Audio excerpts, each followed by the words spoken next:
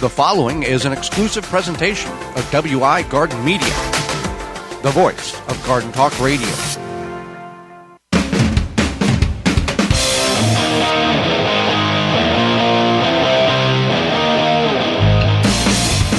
Coming up on the program, we're going to talk about fake AI information in the gardening world, as well as summer lawn maintenance. Our guest is Stacy Ling will be with us, and we'll answer your garden questions. The hour's full, so join us. You are listening to the most informationally packed hour of garden-focused radio in the country and on the internet with your host, husband and wife team Joey and Holly Baird. This is the Gardening with Joey and Holly radio show. And welcome to another edition of the Gardening with Joey and Holly radio show. Happy to have you along. I'm your host, Joey Baird. Beside me is my wife, co-host, best friend, and gardening partner, Holly Baird. This program is for you, about you, to help maintain your landscape, grow healthier trees, make your grass look greener, vegetables as well, plus preserving what you grow. Happy to have you along, whether you're tuning in on one of the 20 AM and FM frequencies, broadcasting our program here in 2025, through our radio app, through our parent website, thewisconsinvegetablegardener.com, underneath the Season Radio 9 tab at the top of the page, or if you're tuning in via podcast replay or in-studio video replay on our YouTube channel, you can. We certainly appreciate that. There's a couple of ways in which you can interact with us if you want to be part of the program. GardenTalkRadio@gmail.com. That's GardenTalkRadio@gmail.com. Or give us a call, toll-free, coast to coast at 1-800-927-SHOW. That's 1-800-927-7469. Before we get in the program, it's time for this week's Joke of the Week. What is the friendliest vegetable to animals? Friendliest vegetable to animals. There's got to be a catch here somewhere. Well, obviously, it's a joke. I know it's a joke, yeah. Wait. It's a zucchini. It's because of the zoo? Yeah. Oh, okay. Yeah. Maybe not. I don't know. Was that not the best joke? I don't They're all know. kind of, This week's garden joke is brought to you by Rescue.com. American-made rescue products keep your family home and yard protected from pest insects like wasps, hornets, yellow jackets, flies, ants, and more. Learn more at Rescue.com. That's RESCUE.com. It's a sad truth nowadays, but it seems like anything you see online is too good to be true. And that holds true to the gardening world now. Whenever we've been doing this for, if you're new to the program, this is our we're at 9.5 years doing this, 35 weeks a year, multiple stations across the United States. And we have a responsibility to you, the listeners, to you, the viewers, that we need to make sure what we are talking about is accurate, correct, so we can give you the best information so you don't take some incorrect information, utilize it, and then find out it doesn't work. There are, and I've talked about this a couple of times, there are people in this industry that's doing what we do, telling you, helping you grow a garden, giving you wrong information. Incorrect information about blossom end rot to Epsom salt and everything in between. And they also, anyway. So AI. But let's talk about AI because it's a phenomenal tool if used correctly for certain applications. Yes, it is. However, sometimes it's not the most accurate either because when you do a search, a lot of times it's picking information quickly. The best it knows how. Yeah, the best it knows how. So you might look up, are all tomatoes green? And it might find a few articles saying that there are green tomatoes, and it might come back and say, yes, all tomatoes are green. There are some varieties of tomatoes that do not ripen. Right. Yeah. But that's not all tomatoes. It's giving you incorrect. Yes. It's giving you incorrect information with the information it was able to find, though that information was partially true. So you kind of have to take it with a grain of salt. You got to be aware of this. You got to be aware. This is hurting the gardening industry and especially garden centers. And we see this on our social media platforms where people will see a plant and go, I want that plant. And it's some unbelievably out of the world, doesn't exist plant. I'm able to pick it up very quickly and know that it's fake. But garden centers are getting bombarded by people bringing in screenshots going, I want to grow this plant. And they are informed that it is an AI and it doesn't exist. You want to be aware if you see something that's too good to be true, there's ways of reversing image checking on it. And there are certain people whoever they are, whatever they are, if it's computer, whatever, that specifically do this to create havoc in garden groups online in certain areas where you will do a reverse image search and it's been posted like 35 times across multiple social media platforms. Right. So let's talk about a couple things to know if it's real or not. One is there a botanical name? So if it's something like you see, I don't know, a purple rose, that might be a thing. A rainbow rose, right? Yeah. Is there a botanical name for that particular plant? And if there's not, you can't find anything, because every seed that you buy on like a reputable seed website, it will have typically some sort of information, whether it be the botanical name or the variety. It's not going to just be like... Oh, and also it doesn't have... on these fake sites, rare, 10 left in the world. There's 5 reviews. They're all 5 stars, and it all says, great plant, will buy again. Right, yeah. So there's one thing is the botanical name. Images. Images. The soft, blurry background that often indicates they were made by AI. It's not crisp. It's not like you would take a picture in the garden. There's a very distinct pattern of imagery that is depicted that I can pick out, and and some people can, where that is strictly 100% AI. And here's the other thing. If we're talking about AI, we see these images on social media where it's a young couple, 1954, and now it's 2025 and they're old couple, and it's like the same image, but it's just kind of morphed a little bit, and it's totally AI, and people are just sharing it like, oh, it's such a great love story. It's like they believe it's really true. I mean, it could be a true love story, but it might not be those people. Yeah. Another thing is like sometimes if you're looking at something and the words under the picture or in this description don't really make sense. Like, for example, there could be a seed scam and it says resistant to poverty, as opposed to like what you would normally look for in a seed, like resistant to drought. It's clearly AI, because AI is, again, grabbing and words. try translating from where the original language was. Kind of putting those words together. Whatever. And just like the scam emails from a certain, like, let's say a bank, they change one letter and invert it from an A to an E and switch them back and forth, and you just think it's, and you respond to it, and then they've got all your information because they've scooped the information from you. Right. And then another one to mention is that if they're selling seeds or plants and it says we can ship anywhere in the world, that's not true. They cannot. Sometimes you need permits. Customs will lock that. Yeah. Customs, whatever. And you can't. You might be able to ship now. If you might find like gardening gloves that can be shipped anywhere. But these are plants. Yeah, but plants are seeds. Yeah. If there is not a number on the website, an email, contact us. It's got a form, it's got a 800 number, a toll-free number, or a number, or it's got a contact information, and you look it up, and it matches that website, and say, oh, it's in Randolph, Wisconsin. Oh, jungseed.com. Yeah. Oh, that's a legit website. I can call somebody, and somebody picks up on the other end, and this is not discriminatory, but you can understand them clear, and they're not hiding something. It's a legit website. Be aware about Amazon.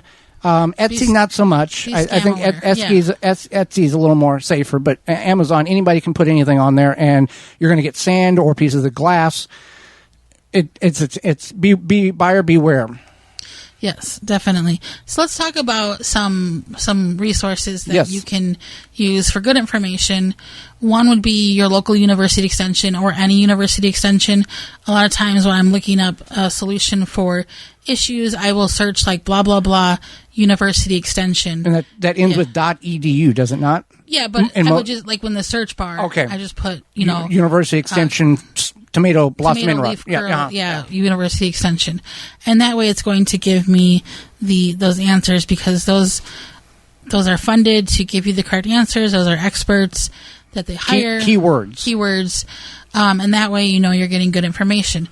Now, just because if you search something and it pulls up, your stay-at-home mom friend's blog or whatever, doesn't mean that she has bad information or she has AI or something like that. She has good search engine optimization, and then that's good for her because she's getting a lot of clicks on her website. So you want to just take this with a grain of salt. If it looks, because I know like certain search engines will put together AI results, then you want to scroll past that and then go to the actual information that is there. And here's a better one. It was always, and I don't know if it's still the same, I'm sure it is, in the media broadcasting profession, you have to have 3 sources in order to confirm that the information you have is correct. Same thing can hold true. You can search Blossom Inrod and pull up, university, pull up our information on our YouTube channel or our website, pull up another one, Joe Lampo's website. And if all 3 of them match or 2 of the 3 matches, then you go, okay, I'm going to go with the 2 out of the 3. The other one's off. It's just, totally off the rocker on that one. Doesn't make any sense. Verify. Just don't go with, oh, that's the first one. Let's go with it. And then disaster strikes in your garden and you're mad about stuff. You're mad about your non-rainbow roses? You want all green tomatoes? Because that website and that email doesn't exist anymore because they sold the 10 fake ones and they shut down the system and they got your information. And this was a thing a couple of years ago, and it probably still holds true, that these fake websites that selling the fake seeds or the scam seeds, you're paying with some type of electronic mechanism, credit card, debit card. You're giving them that information in order for you to get that purchase. And then now they've shut down their system because they've sold what they need, and now they've got your information to have the capabilities of days, hacking. If they don't have unless it's a very small business, which you can tell. Yeah. If they don't have like a PayPal, Apple Pay, third party pay, multiple Google Pay, whatever it's called. We only accept this. We only accept credit cards. That's it. Okay, well we're going to go elsewhere. It's kind of, I mean, obviously, again, if it's like an author who's selling a book and they only accept credit cards. You guys got to use common sense. Yeah, exactly. Common sense. Yeah. Well, also by using common sense, you can get some good deals at waltonsinc.com. Yeah, we know you care about where your food comes from, your seeds, etc. But what about the meat? At Walton's, you can get all the equipment, seasoning, and supplies to make sausage, jerky, and any other meat product your way to your high standards. You want to make snack sticks that people will actually like? Walton's created meatjuststicks.com, an informational site to help you make the best finished product. And they have their full line of sausage stuffer, meat grinders, and more to help you go from animal to edible. You can use code GROW50, that's GROW50, to save 10% off orders of $50 or more at waltonsinc.com. Walton's, everything but the meat. Hang out with us when we return. It's going to be summer yard maintenance projects there. You're tuned in to the Gardening with Joy and Holly radio show. Got a question for Joey and Holly? Send it via email anytime to gardentalkradio@gmail.com. Mantis garden tiller cultivators are the perfect solution for any garden. With their gas-powered 2-cycle or 4-cycle engine, these powerful machines can till 9 or 16 inches of land without you breaking a sweat. And it doesn't stop there. Mantis's optional attachments allow you to aerate, plow, and more with the snap of a finger. Engineered with durability in mind, Mantis tiller cultivators will be your guaranteed garden companion for a long time. You can find more out and details at mantis.com.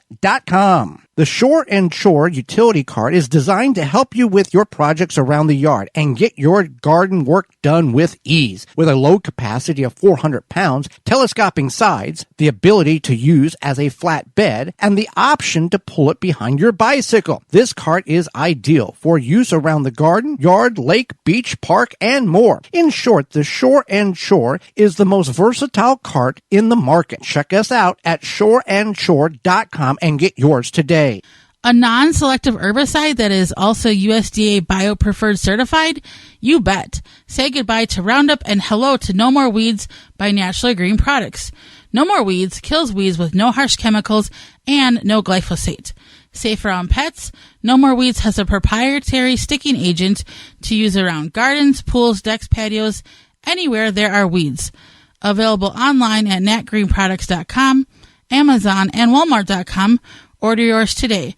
The same great company that brings you no more bugs. Totally Tomato is a family-owned and operated gardening company with the largest selection of tomatoes online. Use code 15TG25 to receive 15% off your order at totallytomato.com. That's code 15TG25. One Sweet Earth makes the last garden bed you'll ever need. Strong, simple, sustainable. One Sweet Earth beds slide together in minutes.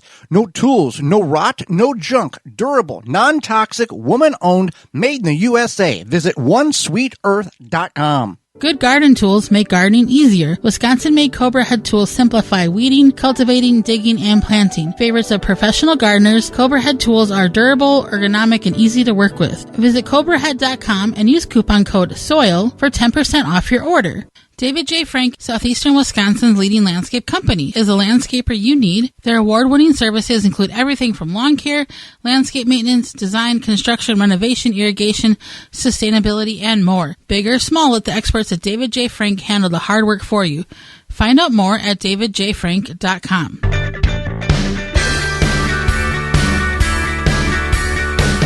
Welcome back to the Garden with Joy and Holly radio show. Happy to have you along. Want to find out more information about those companies, those coupon codes, all of that can be found at our parent website, thewisconsinvegetablegardener.com, underneath the Season 9 tab at the top of the page, as well as the Money tab.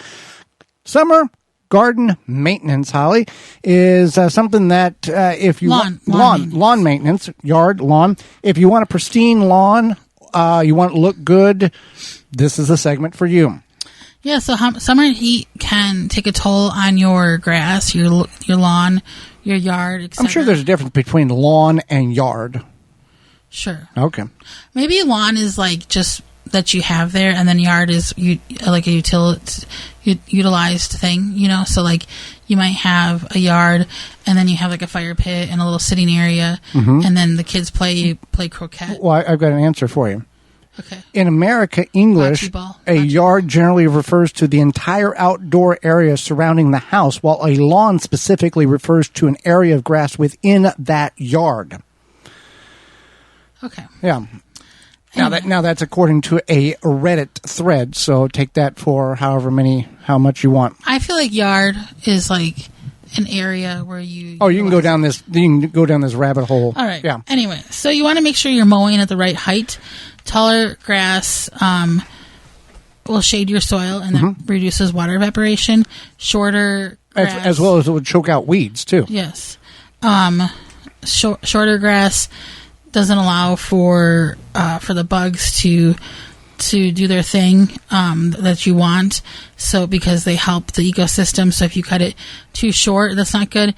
Obviously, too tall means that a lot of times, especially into the thick of the summer, you get more mosquitoes. So that is why you want to make sure you're mowing at the right height. Based on your grass, between 2 and 3.5 inches. So you're based on what kind of grass you have, it varies, and you want to mulch that. You don't want to pick up, we'll get in that, let the clippings lie. If you're mowing your grass at the right height, you can let your clippings fall between the grasses, and then it will break down and feed the soil and save money on fertilizer. There we go.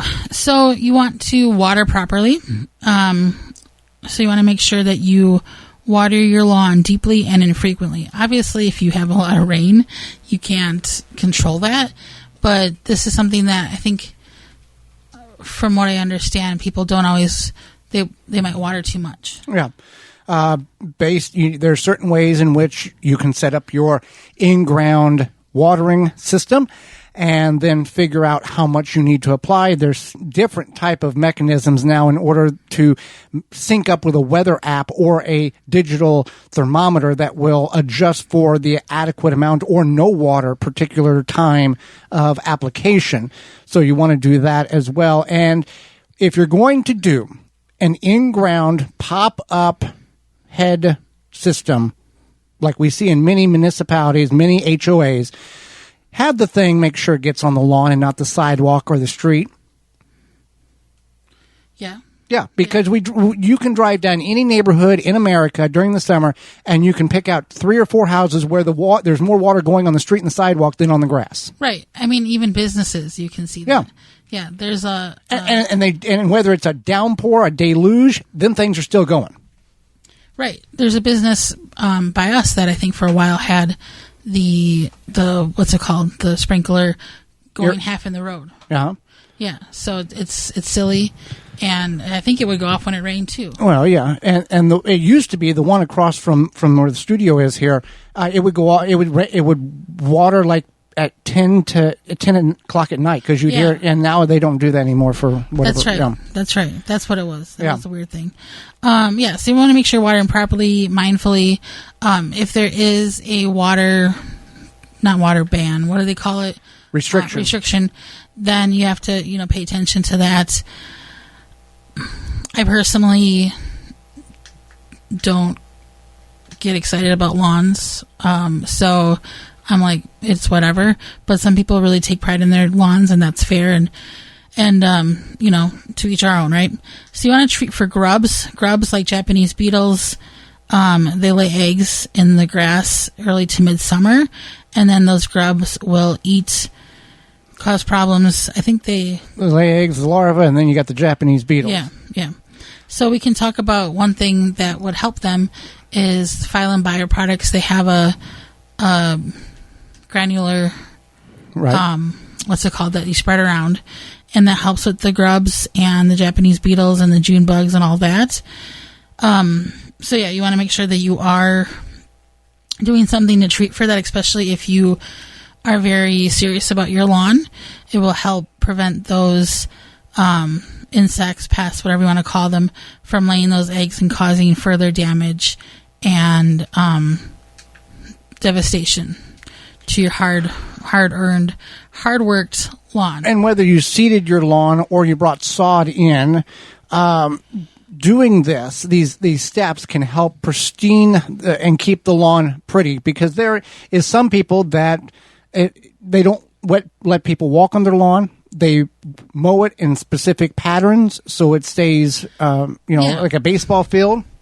Yeah, and that's the thing, is that people don't think about this. If you utilize your lawn for, your kids or yourself or whatever, walking on it does cause compaction, and that brings up not parking on it, not driving on it, which probably seems silly, but you never know.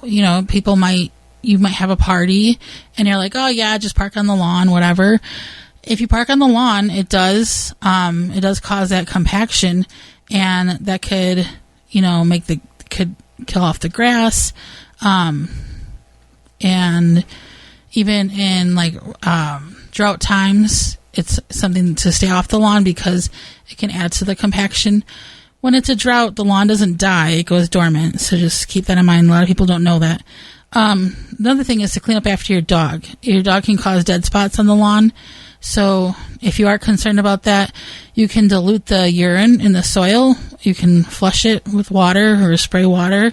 Another thing you can do is you can make a mulch or pebbled area to use for your dog so that they can have, or just block off an area. Like some people have dog runs.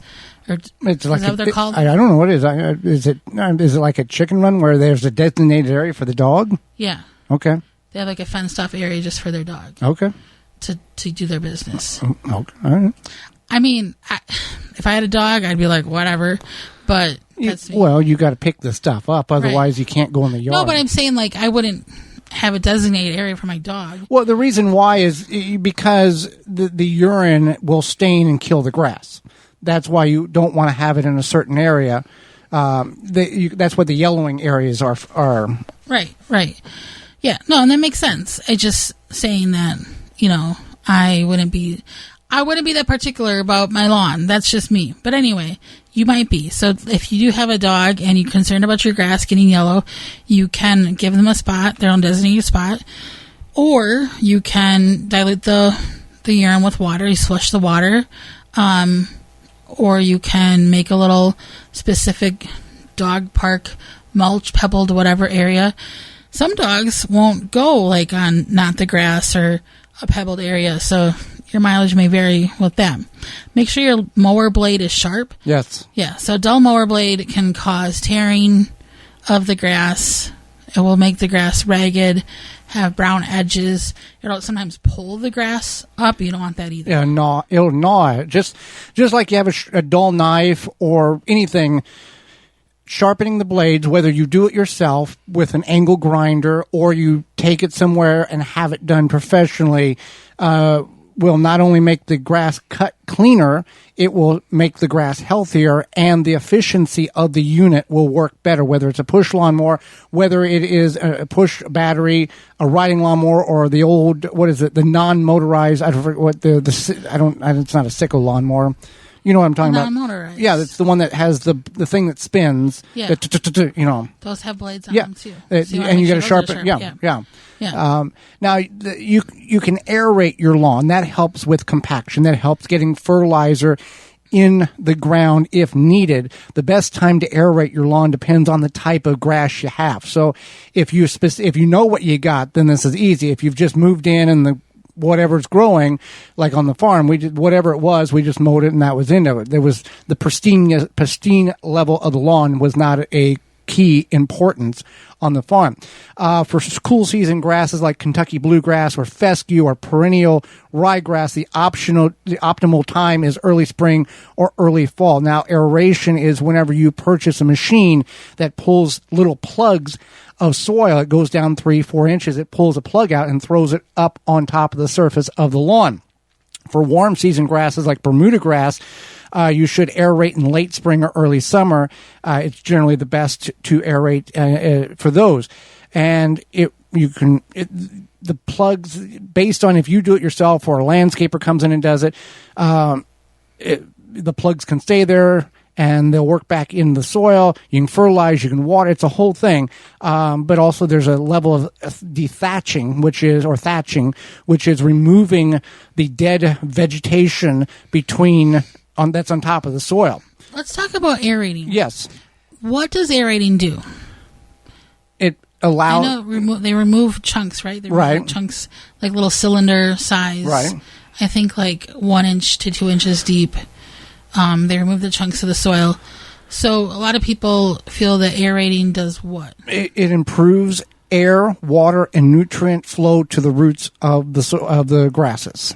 That makes sense. Okay. I don't know if people know that or not, so that's why I mentioned that. Another thing you can do is to pick up the litter, which not literal litter, but I mean maybe you do have litter in your yard. I don't know. People might drive pesky by. Neighbor kids. Yeah. But things like whether it be toys, water games, lawn chairs, tools. Meaning laying there for days or weeks on end, and then killing the grass underneath. Basically, yeah, that's what happens. Is that say you have. You don't have a designated area and you leave whatever it may be out there, it is going to smother the grass. On the farm, we would do that on a big patch of weeds. We'd throw a big board down or we'd throw some debris on to kill the grass. So it's like the opposite. The opposite effect, yeah. Yeah. But I think people don't think about that, how that can have an impact. Oh, I'll get it tomorrow, and then tomorrow becomes next month, and you're like, oh, the grass is like dead here. Yeah. And you got this outline of a chair, like a person that has a bikini on. It's just a straight. Or it might be the kids' like water play table or something, and you might leave it in one area. But if you're trying to improve your lawn, you might not want to do that. And we'll close on this note. We talked about picking the dog's droppings up and all that. Don't be the person that goes and walks your dog and the dog decides to go in somebody's yard and then you just scurry away and let the debris stay in the lawn. Don't be that person. Yeah, you really should not be that person. That's why people don't like you. Exactly. Well, Holly, summer is in full swing and we're not going back. Those Japanese beetles are going to be wreaking havoc, if not already. We talked about that, what's in your lawn, the larvae, and you can cure that issue with Phylum bioproducts. If you're looking to successfully control beetles without damaging the environment, look no further than Beetle Gone from Phylum Bioproducts. Derived from a naturally occurring soil bacteria, Beetle Gone is the only organic solution that successfully controls beetle invaders. Just mix the powder with water and spray it on your plants. Once ingested, the targeted pests will stop feeding and die. And since it's an organic BT product, it's a great choice to use on your fruits and veggies in addition to your ornamental flowers and trees. Not only does Beetle Gone work What the best part about the product is, it is safe to be used around beneficial insects like ladybugs, bees, and butterflies, and has no water toxicity. That's BeetleGone.com from the parent company PhylumBioproducts.com. Again, BeetleGone.com. Hang out with us when we return. Master Gardener Stacy Ling will be with us. You're tuned in to the Gardening with Joey and Holly radio show. Have a garden question? Give Joey and Holly a call now or anytime 24/7. Just dial 1-800-927-SHOW. If you can't get through, leave a message and they will call you back. Call now 1-800-927-SHOW. Azure Standard is America's premier family-owned online store for organic foods and healthy products for your home and garden. They deliver directly to families and commercial customers through over 3,500 drop points across all 50 states. Azure Standards strives to make grocery shopping easy, bringing all your needs to one convenient pickup location. As a trusted national health food distributor, Azure Standard offers bulk and specialty health foods to communities nationwide. With over 12,000 products, each one is approved and carefully sampled to ensure the highest quality. Azure Standard holds firm to non-GMO, organic, and natural standards. From food and beauty products to household items, nutritional supplements, animal care, hobby supplies, and even garden essentials, Azure Standard truly has everything for your daily living. Visit AzureStandard.com. That's AZURE Standard.com. Use promo code Joey and Holly 15 at checkout to get 15% off for new customers who open an account for the first time and place a minimum order of $100 or more, shipped to a drop location of your choice. That's code Joey and Holly 15 at AzureStandard.com. Azure Standard is AZURE Standard.com. Jung Seed Company is a family-owned and operated gardening company since 1907 with the largest selection of seeds and plants online. Use coupon code 15TG25 to receive 15% off your order at jungseed.com. That coupon code is 15TG25 to save 15% off your order at jungseed.com. R.H. Shumway is a family-owned and operated gardening company with a large selection of seeds and plants online. You can use code 15TG25 to receive 15% off your order at rhshumway.com. That's code 15TG25. Garden like a pro in 3 easy steps and receive customized fertilizer recommendations for your garden or lawn. Soil Savvy helps you determine what nutrients your plants need to thrive. Never again over-apply nutrients they don't need. A patented process that makes you a smart gardener. To get your soil test kit, go to mysoilsavvy.com. Have insects such as aphids or fungal gnats invaded your plants? Fight back with Summit Year-Round Spray Oil and Summit Mosquito Bits. Organic Summit Year-Round Spray Oil kills insect pests on indoor and outdoor plants. All natural mosquito bits kill fungal gnats, larvae in container plants. Both products are harmless to people, plants, and wildlife. Summit Year-Round Spray Oil and Summit Mosquito Bit are available at garden centers, hardware stores, and at SummitResponsibleSolutions.com. Save your back. Easily and quickly remove trees and shrubs from your property with the Weed Wrench. Find it at weed-wrench.com. Made in the USA. Use coupon code WEED to save $10 off your Weed Wrench at weed-wrench.com. Welcome back to the Gardening with Joey and Holly radio show. Thank you for being with us today, allowing us to be part of your day just for a little bit. Want more information about those companies, those coupon codes? Our parent website, thewisconsinvegetablegardener.com, underneath the Season 9 tab at the top of the page, or the Money tab. Holly, let's go to the hotline and bring in our guest for this week. Stacy Ling is a master gardener, has been gardening for over 25 years, an author and a blogger. She is the creator of Bricks and Blooms, and her recent book, The Bricks and Blooms Beautiful and Easy Care Flower Garden Planner, came out a couple months ago. Welcome to the program, Stacy. Thanks so much for having me. It's so great to meet you both. Well, absolutely. We're happy to have you on the program. And Holly said that you've been gardening for 25 years. How did you get into gardening? Was it something that was instilled in you as a child, or you found later on in life and said, hey, this is something pretty neat? I found it later on in life, and it's actually an interesting story because my husband and I were newly married. We were living in a small condominium in suburban New Jersey, and my neighbor, who had a townhome, I don't know if you're familiar with townhomes and like how much property they have, but they really don't have much. Right. And she gardened in very small spaces there, and she did so much with it. And I remember her growing these beautiful Globemaster alliums and a few other really pretty flowers. And I just thought to myself, you know what? That is so cool. I really want to learn how to do that. And I was in my second year of law school at the time. I had no experience with gardening whatsoever, but those gorgeous flowers just like struck me, and it just had me right then and there. Yeah, if you wait for everything to be perfect, you never get anything done. Exactly. I just started asking her questions, and I started with houseplants, and I killed them all. Unfortunately, my first go with gardening was not very successful, but she guided me into trying impatiens in a very small area outside of our front door. I found some success with that, and then once they bloomed, I was like, I said to my husband, I'm like, I'm a gardener now. We need to get some property.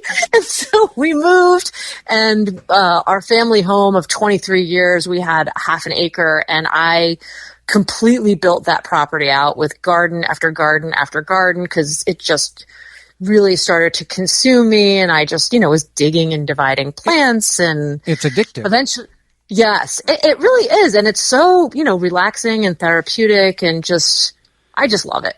Now, when you lived in the condominium, did you have a light issue where you had to move the plants at a certain time of day to get more light, or how did she instruct you on that? She basically told me, since I had a really bad experience with my houseplants, she said, she assessed the light situation where I could plant, and we determined it was shady, and she was like, start with impatiens and just do that. And I didn't really have access to a great water source. So even going out and watering, I had to go out with a watering can, because we didn't have a hose or anything. So I had to bring, watering can down from our unit and come down and water the flowers. So old school. Yes, very old school. And now I still loved it anyway. And now you have a half acre, and you kind of wish you had 2 or 3 acres. Well, no. Well, we moved from there because we built out so much. I looked at my husband a couple of years ago, late 21, as a matter of fact, and I said, I found a place. So where we are now, it's 10 acres. Oh my. Yeah, 5 of it's wooded, and then the other 5 are all these really cool garden spaces and garden rooms. So I've got a Zen garden, a potager, formal garden. It's really fabulous. The bones were here when we moved in, and I've just been putting my floral spin on everything. It's been amazing. Now, I know people are listening and going, 5 acres of woods. What about the animals? What about the deer or the rabbits or the squirrels? Oh, they are definitely challenging. Deer, we have a lot of them. My property has a good herd. I do have to do a lot of deer-resistant plantings, and whatever I don't do deer-resistant plantings, I use a repellent, and that works very well. It's very effective. As long as my way of doing it, though, and this is really key. So let's say we're talking about something like tulips that they love. So the moment those tulips break ground, I will start spraying them, and then they'll grow maybe a third. I'll spray them again. They'll grow a little bit more. I'll spray them again. And then when they get their flower head, I spray it again. And then when it blooms, I spray it. Sounds like a lot of work, but if you want to grow stuff with wildlife, unfortunately, you kind of have to adapt. Yeah, definitely. I think that speaks to a lot of people don't believe that, deer repellent sprays don't work, but I think it's about how you use them and being aware, for sure. Yeah, I use them on my hydrangeas, on my roses, and the same thing. As soon as the plant leaves out, I start spraying. And then I don't go longer than a month, because, with rain and things like that, I don't want it to wear off. And anytime I get complacent, that's when I start seeing the nibbles. My latest challenge, though, is rabbits. Rabbits have been the bane of my existence the last year, but there's even repellents that work well with them too. Fantastic. So a lot of people don't know what cottagecore design concept is, or the look of cottagecore. What is it, and why do you think it's become so popular? So I think especially in today's society where it's this high paced, high tech and everything's like immediate, it's so great to kind of slow down and like, I think it's due to a yearning for a simpler life. And so with that, we want like a deeper connection with nature. Maybe we're growing more houseplants, flowers, things with rustic charm. You'll see like a lot of baskets and, different types of textures and stuff, instead of something being like really cold, sleek, and modern. Like I definitely think there's a space for that, but I think more people are really starting to lean into that more natural, organic aesthetic. Kind of like the years of our childhood where things were a simpler time, or at least we thought it was. Yes. I mean, really, like, think about it. It's such a high-paced world we live in now, and everybody's so stressed and feeling so anxious. I think it's only natural to, really kind of yearn for things to be a lot simpler. And so finding yourself in gardening or growing a plant is really rewarding, or like to coddle a seedling, to get it to grow and produce, whether it's a flower or, broccoli that you're growing in your garden. Like, that's super cool. Definitely. Very, very simplistic, very roots you about, I'm this person in this big galaxy, and this is what I've able to accomplish, and I'm eating what I grew. Yes. I think a lot of people also think of cottagecore as like a fashion thing, and it takes away from the just like growing something or baking your own bread or whatever it may be. So it's good to kind of to focus on the plant part or the actual, I guess, duty of it. I don't know. Yeah. Yeah, to me, it's like I almost call it garden style. Like, it's this garden style of that's kind of been my aesthetic. And so, interestingly, cottagecore, really embodies that, right? I mean, it's all, like you said, you're baking bread, and it's, things that you're doing with your hand. Maybe you're crocheting, maybe you're knitting, maybe you're making things. It's just a great way to like slow it down and, like a simpler way of living, instead of just having your face in your phone and being on your computer, 24/7, which, many of us do, right? I mean, especially, certain careers, and like our children are being raised on, phones and computers and stuff like that. So it's just like a much different time. Well, tell us about your new book, The Bricks and Blooms, Beautiful and Easy Care Flower Garden. What is in it? Or garden planner, my apologies. What is in it? What can our listeners expect to pick up a copy of that? So the planner is basically a comprehensive workbook that will walk you through the whole process of garden design from start to finish. It's going to help you take the guesswork out of planning and help you create a low maintenance garden that thrives without demanding all of your time. And one of the things that I really love about a planner is it's a great place to kind of record all the things down about your garden, and it will help you plant something that is, for lack of a better word, easy to grow, low maintenance. You can remember all the things that like you would forget. For example, like that I can't tell you how many times I've bought a plant and then like I'm going to remember what the variety is. I will remember what that is. I will remember.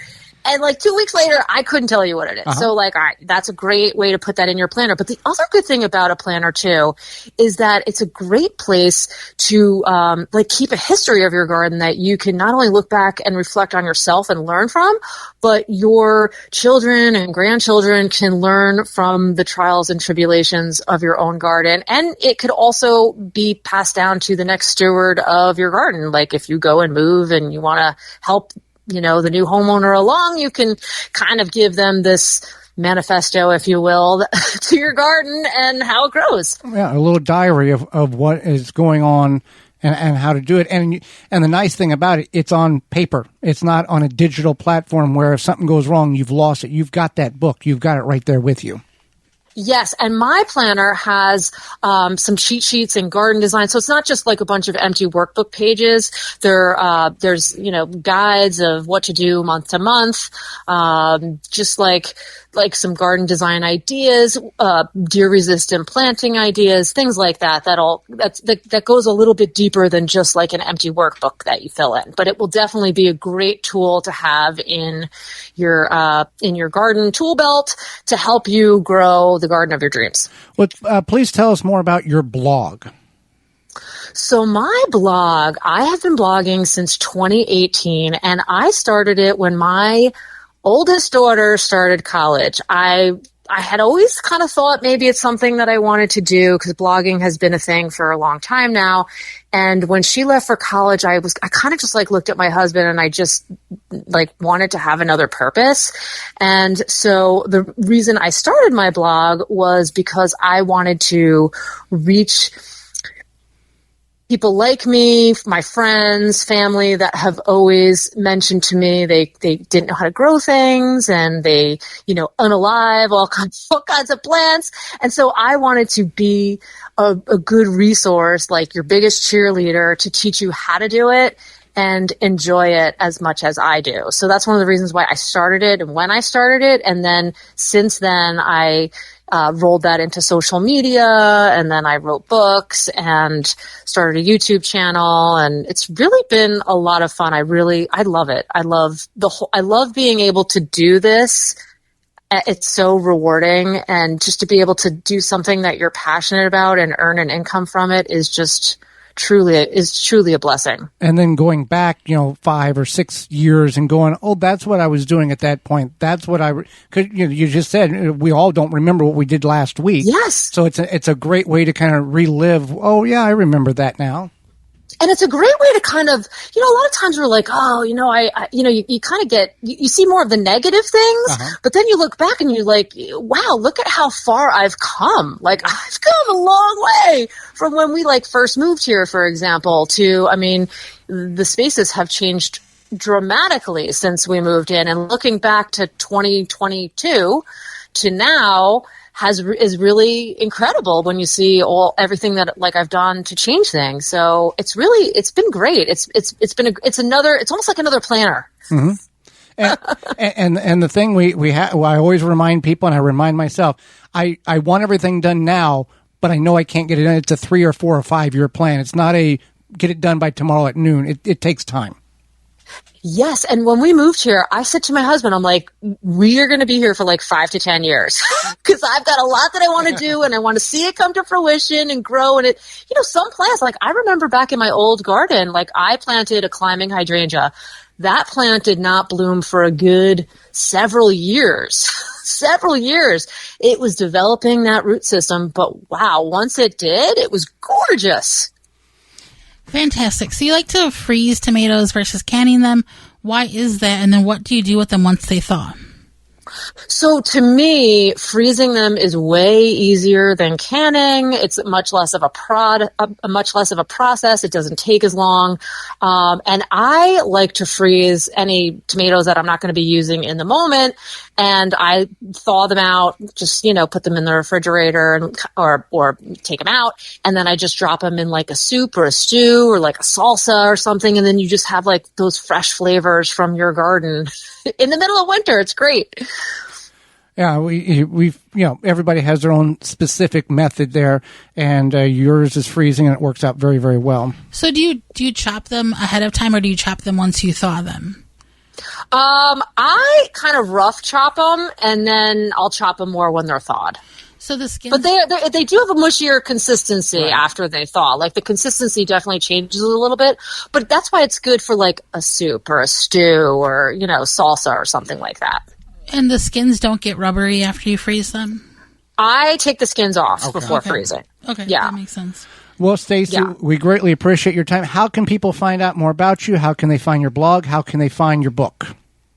So you can find my blog at stacyling.com. I know that does not sound very fun, like my handle, Bricks and Blooms, but when I was going to start my blog, I was like, you just have to start, and I was getting tripped up on the name, so I was like, stacyling.com it is. So that's how you can find my blog. My social media handles are all Bricks and Blooms, Bricks with the N, Blooms. And then my books are all available on Amazon and Barnes & Nobles, Target, Walmart. You can find them anywhere. Well, Stacy, we certainly appreciate the time and the information you provided for Holly, myself, and all of our listeners. We thank you very much for that. Thank you so much for having me on. Absolutely. And when we return, it's your garden questions and our garden answers. This is the Gardening with Joy and Holly radio show. Have a garden question? Give Joey and Holly a call now or anytime 24/7. Just dial 1-800-927-SHOW. If you can't get through, leave a message and they will call you back. Call now, 1-800-927-SHOW. 4-Jar Canning Supply, your one-stop shop for all your canning needs, where old ways meet new in every jar. They are a family with decades of home canning experience, offering top-quality products and outstanding service. Never run out of canning lids again. Whether you're a seasoned canner or just starting out, their extensive range of canning products will elevate your canning game. 4jars.com. Inspired by the homemade preserves of our childhoods, they want to share that same joy with you. They deeply care about your family's health and understand the importance of homemade, nutritious meals. That's why they offer high-quality products to help you preserve your food.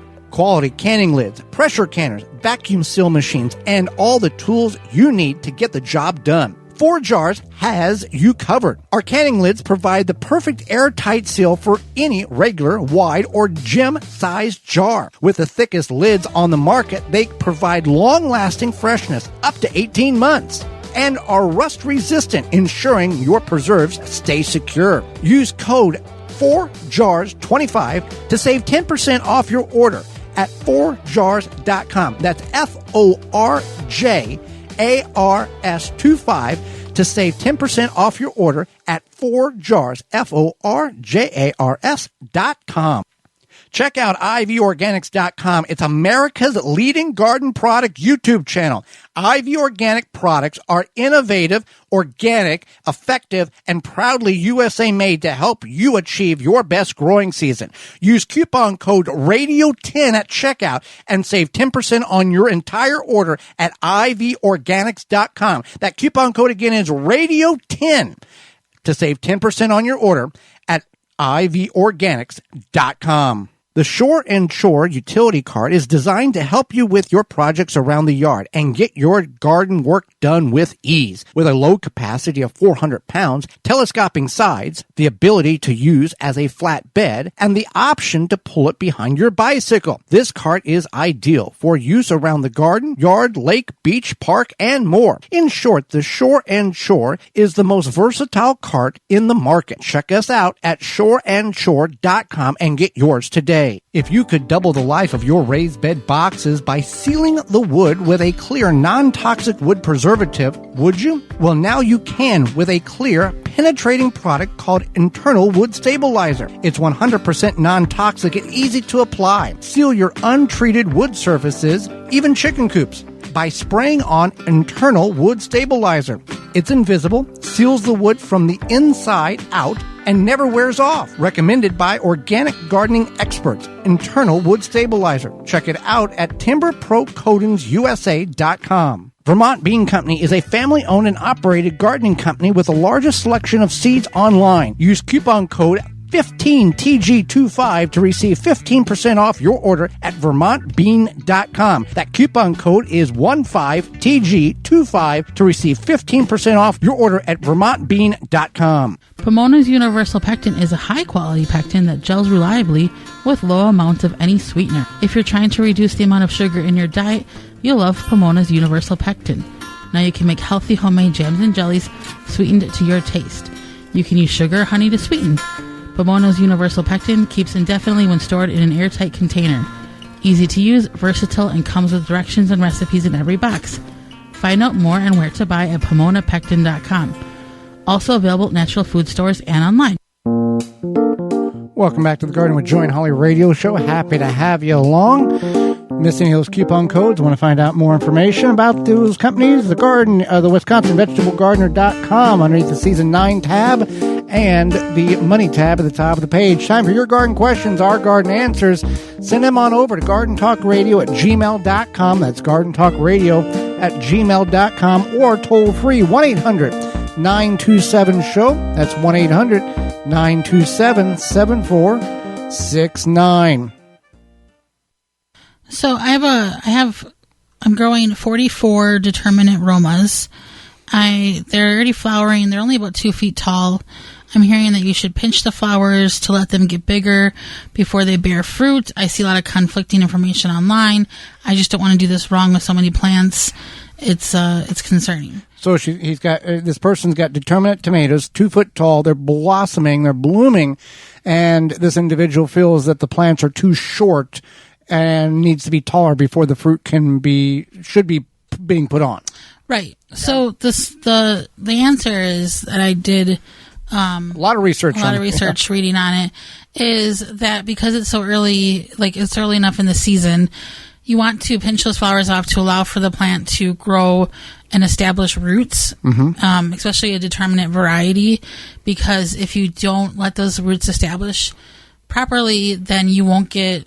It's not going to be able to pick up the nutrients it needs in order to fulfill the requirement. You're going to get kind of sad tomatoes, not like those nice, thick, weighty Roma tomatoes, which is what he's going for. I spoke with him, and he wants to make pasta sauce.